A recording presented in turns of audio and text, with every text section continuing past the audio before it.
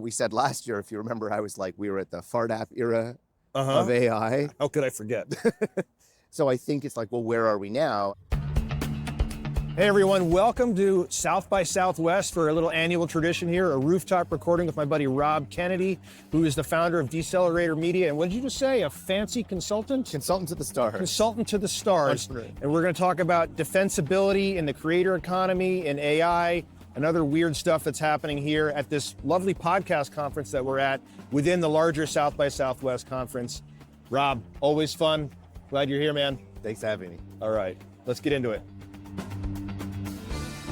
Welcome to Future Around and Find Out, where we celebrate the breakthroughs, call BS on the hype, and explore how things might go sideways and how we, together, can steer the future in the right direction.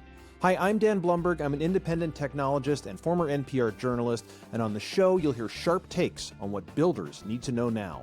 Learn more, sign up for the newsletter, and ask questions of upcoming guests at futurearound.com. The entire conversation that everyone's having about everything is AI. AI. What does it mean? What does it mean? So it's like I have a view on the world about where things are going, not just as creators, but like as technologists. I mean, I think this is like internet big, and this is why people are talking about it. And what we said last year, if you remember, I was like, we were at the fart app era of AI. How could I forget? So I think it's like, well, where are we now? Explain that again. So When the App Store, when iPhones first came out, people didn't know what to do with them. Yep. The App Store existed, and people were making money selling fart apps. Like you download it, you tap the screen, and it makes a fart sound.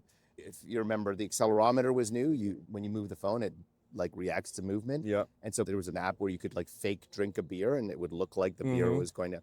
And Yep. people would pay $1 Yep. for a stupid app. Yep. And we talked about Yo, one of my favorite apps of all time, where you I just still pushed a want button Yo. and it sent someone literally just Yo, all Right. caps with an exclamation. Right. 'Cause And you the- couldn't send anything else. No. And I miss that app to this I day. agree. The guy who created that app was like, I needed to get my EA, and she was like distracted Yo. by all the other things, so he created an app to like poker. Yeah. Now, I don't think it was a business, clearly. Well, it was acquired very quickly for like, a not insignificant amount Right, of money. but that in the was- same way that just recently, like, OpenClaw Moltbook, like, Yeah, the yeah. They vibe code bought stuff the is, open source guy. for how much money? Oh my God. Yeah, it's an acqui-hire of one Yeah. guy. Yeah, well, that's what it was. It was the same thing with Yo. It's like, oh, Yeah. if you can build that and you can market it and, make a sensation, like, okay, Right.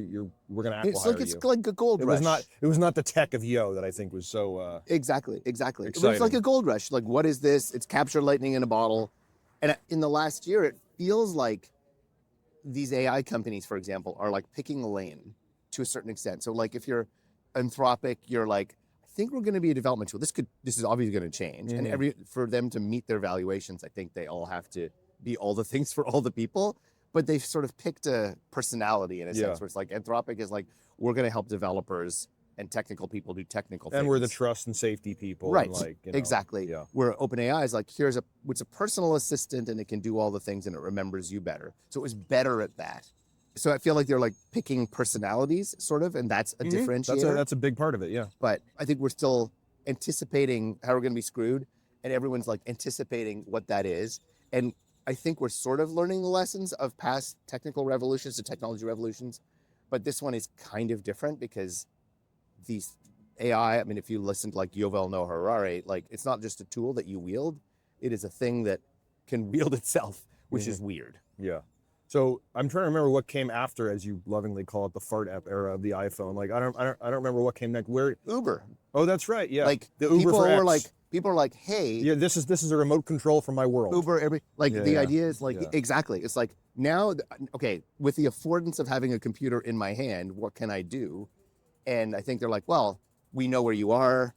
And if you're a driver, we know where you are. We can match you. Mhm. So location, Moloso, what is it? Mobile, Oh, local, social, Solo-Mo. Solo-Mo. I was here during man. the South by Southwest of that era. Yeah. That was the Foursquare, GroupMe, That was peak social, South by local, Southwest tech. mobile. Yeah, Yeah. absolutely. That was the Twitter era of launched here, 2011. like, right? Yep. So I think that people understood what you could do with the affordances of these things.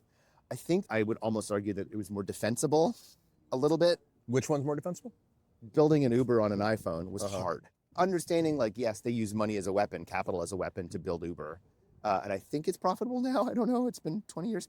I think it's slightly more defensible than a lot of these companies that are building on top of the AI base Yeah, layer. well, Uber's doing today. something hard. It's physical. It's in the real world. They have drivers. They have to sign up the drivers. They have to earn the trust of the drivers. Yeah, Um, and like They destroy. have to get, eventually, they didn't do this at first, but eventually you have to get like city regulators to approve. Right, but they have the Waymos here now, Yeah, yeah. which I'd not seen before. Yeah. They've been a little funny here, but that was move fast and break things. We're like blitz scaling. We're going to go into a market. The market's not ready, so we're just going to destroy we're coming taxi in industries. anyway. Yeah, with Yeah. gigantic amounts of And capital. that's kind of what's happening with AI, Right. But certainly If- happening with deep fakes. I mean, my God. Yeah, well, like we'll get to the creator stuff up because I want to hear what you heard so far. But like on the technology side, up until 2 or 3 years ago, software developers, like I ran a software consulting company, software developers were expensive, and it was a skill. Yeah. And if you had that skill, you could do things that other people couldn't do. One of the companies I ran was, we had one of the first apps on the App Store Yeah. on the iPad. But it was hard to write software for the iPhone. That every time Apple released an operating system, Yeah. we had to rewrite our app Uh-huh. because it was just metal, bare metal, hard to do. And what's changed, and it's continuing to change, is like anybody can write any software at all. So Yeah, yeah. like you can be like, do I want to build a SaaS company or do I want to build a dry cleaner? They're equally, it might be harder to build a dry cleaner because you need rent and a machine, Uh-huh. but you could start a SaaS company tomorrow. Yeah. And What do you see as the moats right now?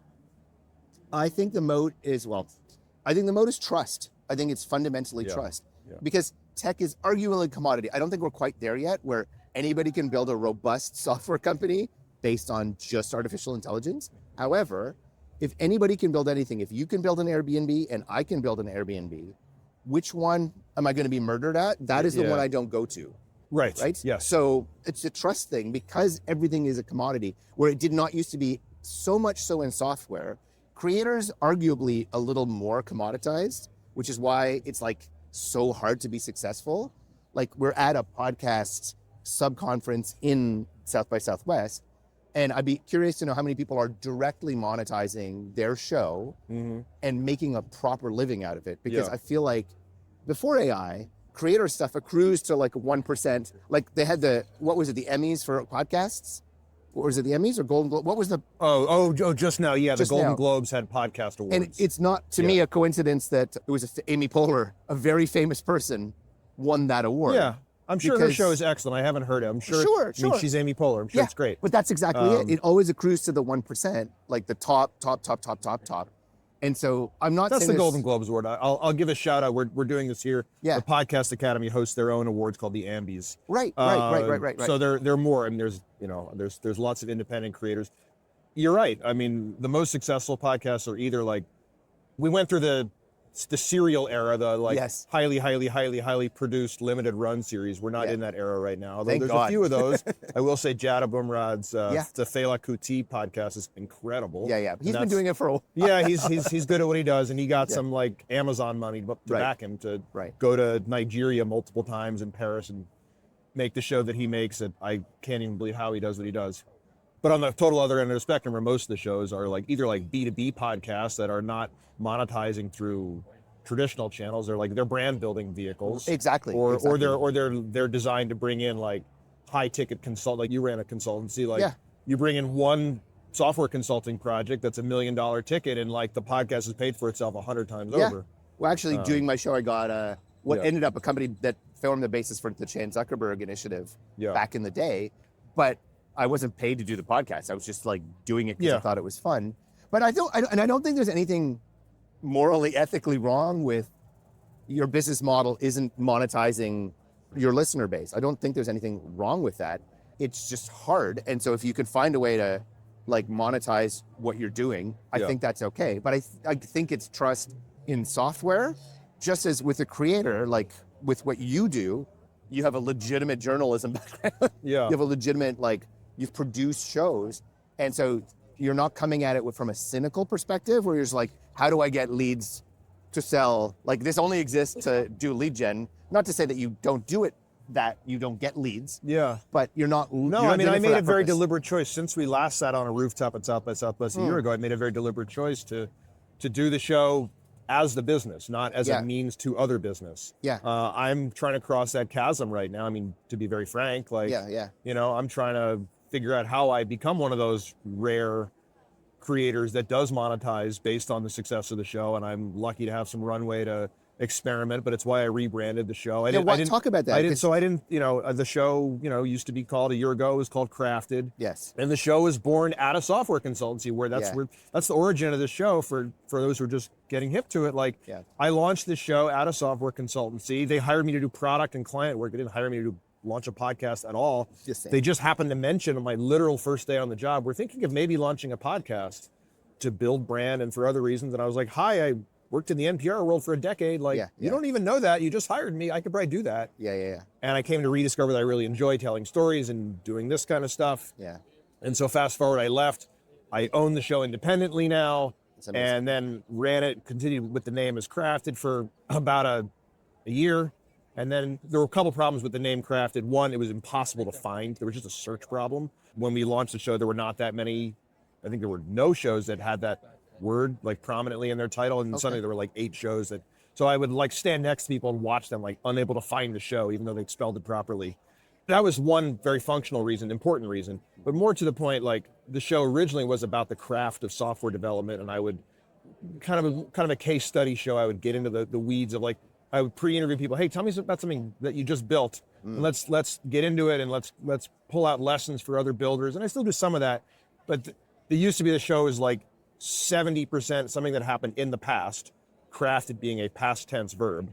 Yes. And now it's future is literally in the title of the show now. And so now I am futuring around and finding out. And I like the name. It's irreverent. It fits me better. It's to the point of we're going to talk about what's defensible. I didn't think Crafted was defensible. First of all, I couldn't find it. But second, I didn't think it was defensible because there are a lot of shows that focus on craft. There's Lenny and there's other people who are doing that, and frankly, I think they enjoy it more than I did. Yeah. I'm much more interested in very South by Southwest-y content of where are we going? What's coming next? Are we all screwed? Are we gonna build a great future? Are we gonna I'm trying to keep the show right on this knife's edge of future could be amazing, future, I don't know.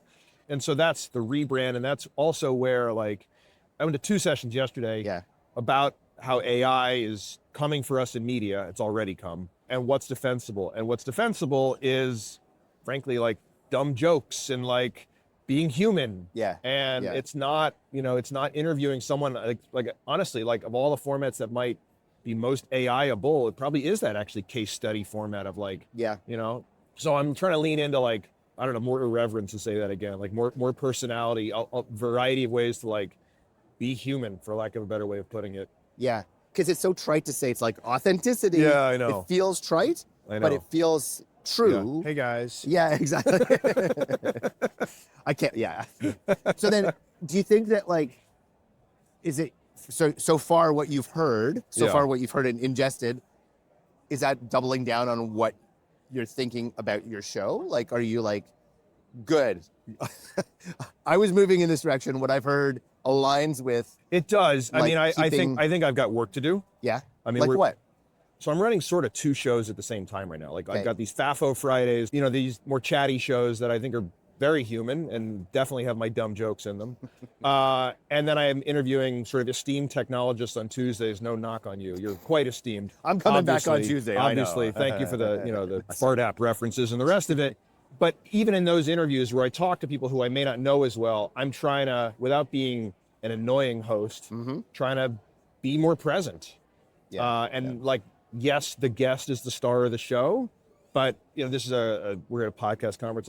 I've heard this phrase from a lot of people, people will come for the guest, they'll stay for the host. Right. So I'm trying to I even literally changed I used to stand up at my home studio. Oh yeah. I'd be standing. I have a standing desk, goes up and down, and I would stand, and I realized that I was performing too much. And I wasn't here we are in these pretty comfortable leather chairs right now. This is actually better for me. I've discovered literally a physical change in my body, made me more relaxed and allowed me to, I don't know, just have more of a natural conversation. These are some of the small things that I'm doing, but that made a big difference, honestly. Going from standing up and feeling like I was presenter guy to just oh, we're just having a chat. It's remote. I'm trying to do more in-person recording. That's also a way to be human. Totally. To be in the physical space with someone. I think there's a lot of work I can do to make it even more defensible. It's early days. taking Yeah. clothes off. It's Yeah. like, look, I'm real. What is it? And then what does defensibility mean? Like, how do you think about defensibility? So Jim Louderback, who's going to be a guest on the show, I saw him speak yesterday. Yes. And he said, like, one of the provocative things he said in his talk yesterday was like, what is something that only you can do? Right. It's kind of that lens. I mean, there's a variety of ways to look at that. And then later in the day, yesterday, I saw Jonah Peretti, the CEO of BuzzFeed, and he talked about 3 pillars going forward of trust, culture, and community. Trust, culture, so like, and community. So Okay. building a parasocial relationship with Right. people. Like that's a very fancy word. Basically, like having people that are like in the group chat, you know, Yeah. things like that. So I am definitely early in building a community. Yeah. That's important, and especially as you look to like work with brands or whatever, and you know, monetize the show. Like if you have people who will follow you, you know, who are part of your It group feels like chat or will come to events. I think events are. I mean, every media company's become an events business at this point. Here we are at an event right now. Exhausting. You know, but so yes. those are some of the things. The biggest thing though that I worked on in the past year since we last recorded is just like word of mouth. Like podcasts grow when people can recommend it easily to a friend. Yeah. How do you engineer that in an era of, I mean, this podcasting has become gigantic. Everyone in there, there's 4 million plus or minus a million podcasts. Yeah. How do you engineer word of mouth of a podcast? Because distribution, like, if only we all knew, right? We all have hit shows. but it's like, the thing that I find interesting learning from last year, it's that like YouTube is always like, we are the biggest podcasting platform, period. And I'm like, yeah, I guess so, but I don't see people sitting down and listening to YouTube, like using YouTube as an auditory or like the job to be done using product language. The job to be done for podcasting to me was, you know, I'm driving somewhere, I'm flying somewhere. It's asynchronous. I'm doing it while I'm cleaning the toilet or whatever. Whereas with YouTube, unless you pay YouTube money, you can't background that task, that thing. So it's like up on your screen. But again, you're not, I don't think, sitting for an hour and watching a podcast. It's podcasters are using it as a discovery algorithm to then push to the asynchronous format, or they're using it or they're making shows that are like proper shows, like, you know, whatever the definition of a podcast is. Let's skip that conversation. Yeah. But like, I mean, I'm sort of in a uncanny valley right now on YouTube, admittedly. Of it's kind of a, you know, this is great. These cameras, oh my God, these lights, like, incredible. This will look nice. Yes. We're still sitting down. This is not like, you know, it's just not the most scintillating. Like, you know, we should do something. We should, you know, I mentioned this yesterday. This is a blast from the past. I was talking about BuzzFeed a second ago.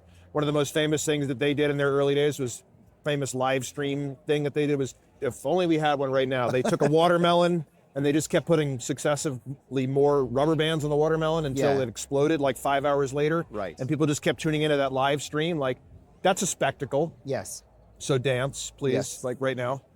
Sure. So that's a more successful YouTube show than like me interviewing someone and sitting down and, you know, and especially with like the production value that I typically have with my home studio, which is nice and, you know, better than many, but not better than most. And I don't know.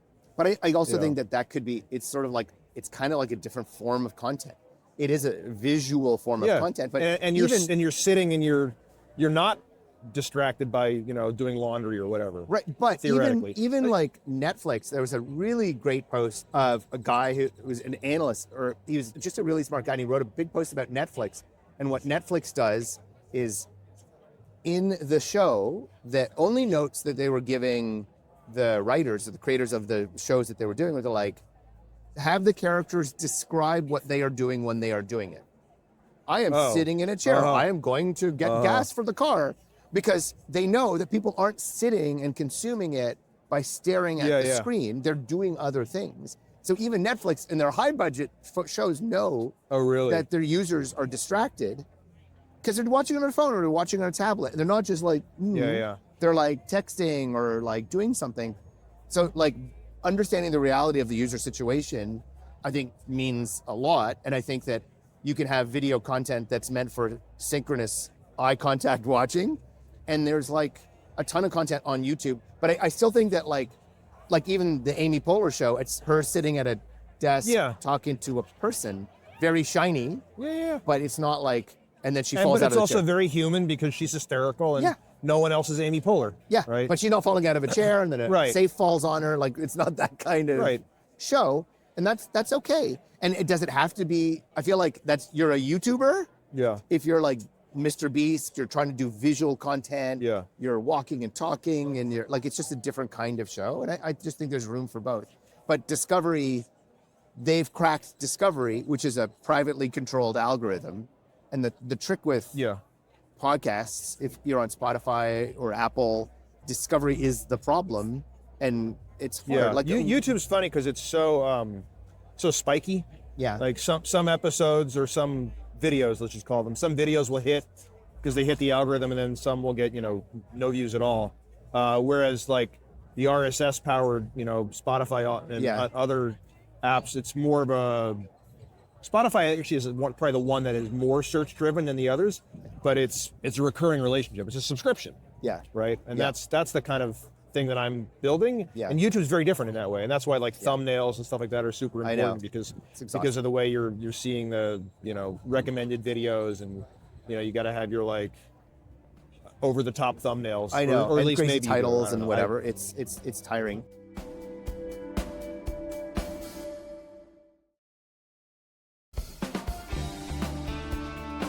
Have you learned anything here so far that has changed what your approach is to your show?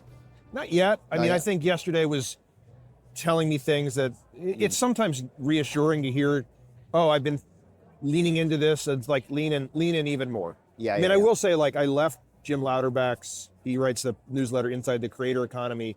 I left his talk yesterday, I think appropriately, like, motivated and scared, because he showed a bunch of like really weird ways that like AI is being used. Like, for instance, he talked about how we creators will all be competing with dead people because they will be reanimated as, and this has already happened, or either like literally people who have passed and even given their rights to like, you can keep using my like AI avatar like long after I'm gone, and I can even talk with my fans even after I've passed. Right. Like, there's already a glut of content. There's gonna be so much more of a glut of content between like what's completely synthetic and fake, what is like a dead person reanimated, and also the million podcasts that already existed, and like other forms of media, not just podcasts.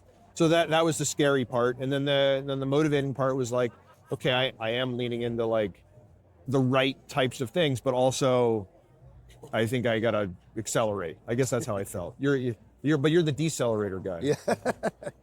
Yeah. I mean, that was just Rob's show is called Decelerator. That's right. To poke the accelerator in the eye. I think that we had an accelerator industrial complex for a long time. Yeah. And I think it was like, well, what the fuck? Why are you doing what you're doing? What are you trying to do? Yeah. What do you want to be when you grow up? And does this make sense for that? And I think it was just to be mindful of what are you trying to do? That was the point of naming the show what it was.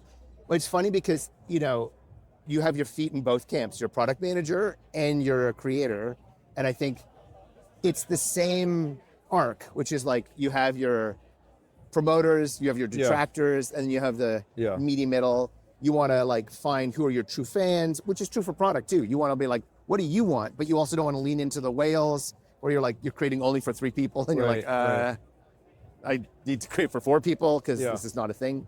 So I think like that behavior pattern is still the same as it was. But I mean, even to the dead people, how authentic is it talking to a dead person? Like, it's neat, but it's not, it's definitely inauthentic because they're not actually there. Like, it would be funny to hear George Carlin's take on Trump or whatever, I guess. I mean, it's almost the definition of uncanny valley. Yeah, exactly. Right. And I'm like, it would be funny, but like as elevator music or something.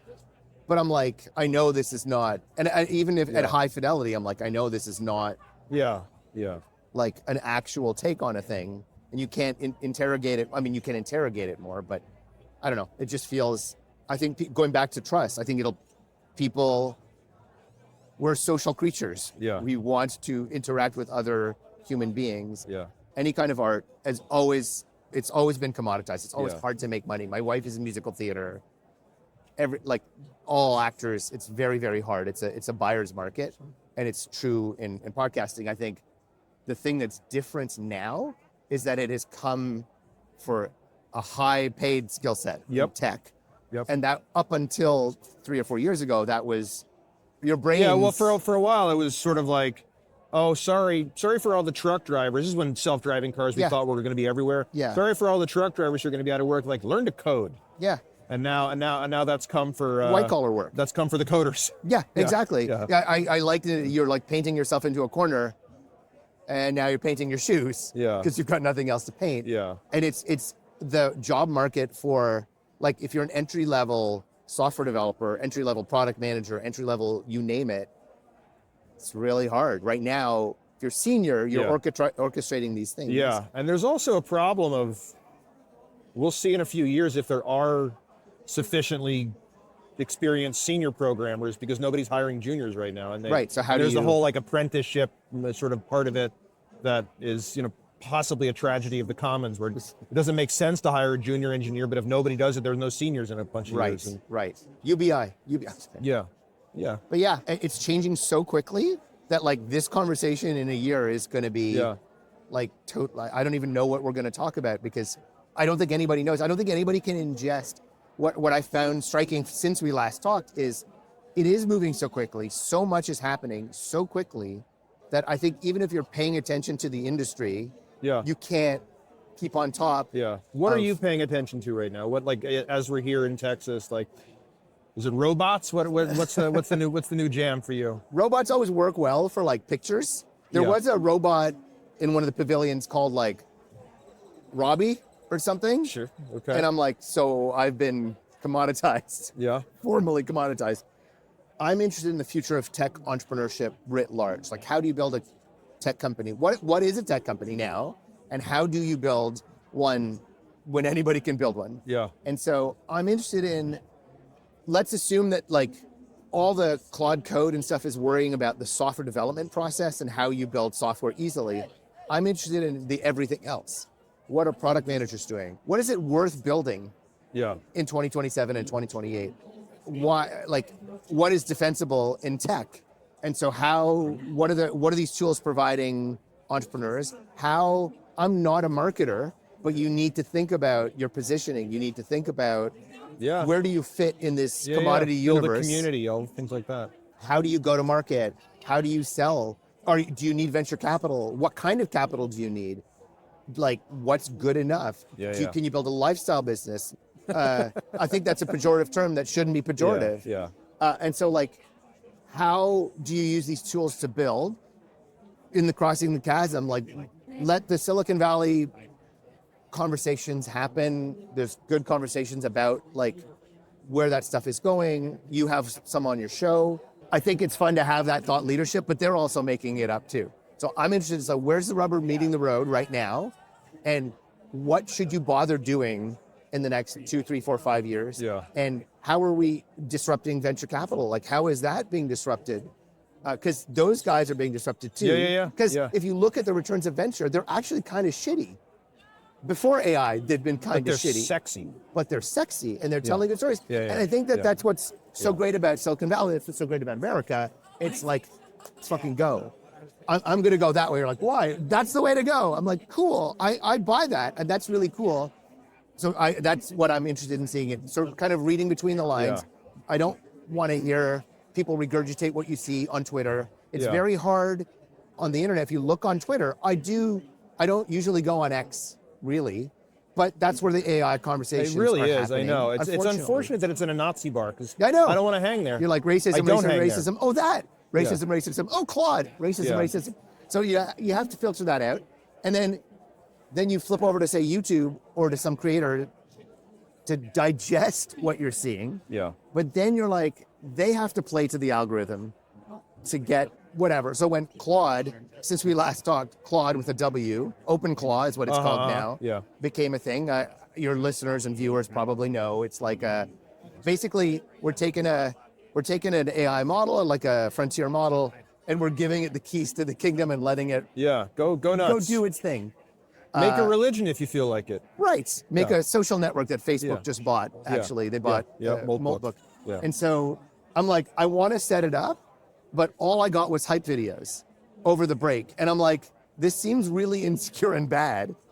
But I'm like, can somebody just show me how to set this up where it won't accidentally delete all my emails? Yeah, I mean, that's actually, it's similar to what Anthropic just did with Claude Cowork. Yes, right? yes. Claude Cowork is Claude code, but not in the scary terminal. Yeah, it won't destroy So everything. I think that's going to happen a lot is, Totally.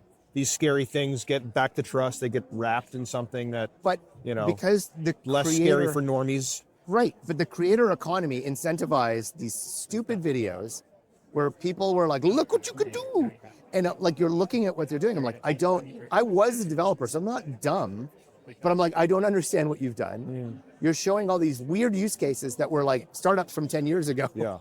And so I think there's a gap too in those kinds of conversations where we're like, cool, can you just tell me what the fuck is going on so I can try a thing? Like what we talked about yesterday was I just tried to build a product manager in Claude code. Yeah. And figuring out how to set that up was really, really hard because there's so much Bologna to be like, do I need to have a folder? Do I have a prompt? Like, what do I do? And there's all these like prompt optimization things. I'm like, do I need to do that? But you got there, right? I got there. You built, a junior product manager or maybe not even junior. Intermediate. I'm going to fire him. Okay. He's not performing. Yeah. But it was very difficult to do. And so I think like that is interesting. How do you arm people with like cut through the noise and arm people and be like, here's how you can do these things, or here's how to think about these things. And I think we're missing that because of the way these things are set up.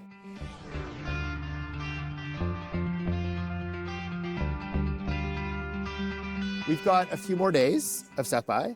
Where are you looking to go? Like, what are you looking to get out of the next few days so that when we talk about it, or when I listen to your next episode, your Friday, you're gonna be like, I saw these things.